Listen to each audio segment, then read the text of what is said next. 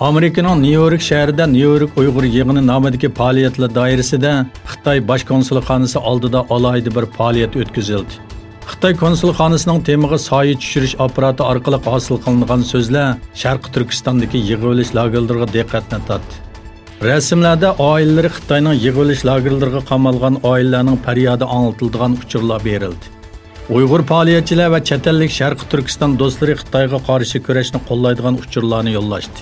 Bir rasmda avval Sharq Turkiston, orqadan Hong Kong, Birlashgan Davlatlar Tashkiloti Xitoyga embargo yurgizish degan xat chiqarildi. Xitoy doiralari sistemalik bostirish elib berayotgan Sharq Turkistonning poytaxti Urumchi shahrida uzun yildan buyon Urumchi shaharlik jamoat xavfsizlik idorasining siyosiy komissari bo'lib ishlagan Jurat Ibrohimning mazkur idoraning muavin boshlig'i Qodir Mamatdan 2 hafta burun qo'lga ilinganligi o'ttirg'i chiqdi. Uning ishki yuzlamachilik, huquqidan qalaymaqon foydalanish, jazo lageridagi kishi sonini oshkorlash va davlat maxfiyatligini oshkorlash qatorliq jinoyatlar bilan ayblanib, siyosiy huquqidan mahrum qilinib turmaga qamalganligi bildirildi. Amerikadan milliard dollarlik vatanparvar sistemasini setib olishiga qaramasdan, neft zavodlari hujumga uchirgan Saudiya Arabiston yo'linishini o'zgartdi. Saudiya Arabiston valiahdi Muhammad ibn Salmanning havo mudofaasini kuchaytirish uchun Janubiy Koreyadan yordam talab qilganligi bildirildi.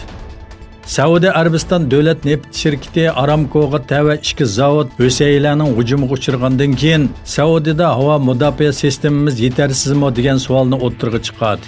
Shuning bilan birga Janubiy Koreyaning Saudiya Arabistonning eng chong neft setib oluvchisi ekanligi ma'lum. Janubiy Koreyaning 2018-yili Saudiya Arabistondan jami 323 million silindr xom neft import qilganligi, buning mazkur davlat import qilgan jami neftning taxminan 30% ni tashkil qilganligi bildirildi.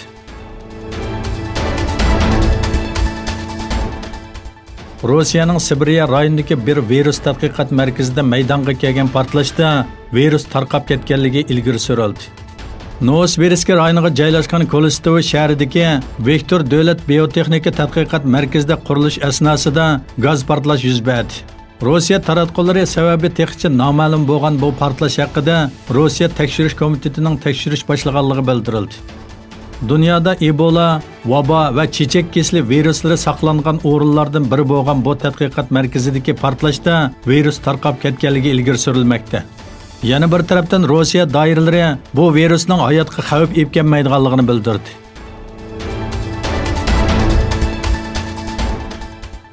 Turkiya Tashqi ishlar ministrligi Yevropa ittifoqi davlatlarining a'zo bo'lmagan davlatlar uchun yurgizayotgan Schengen vizasining Turkiya vatandoshlariga amaldan qoldirilishi haqida muhim bir qadam bosganligini e'lon qildi.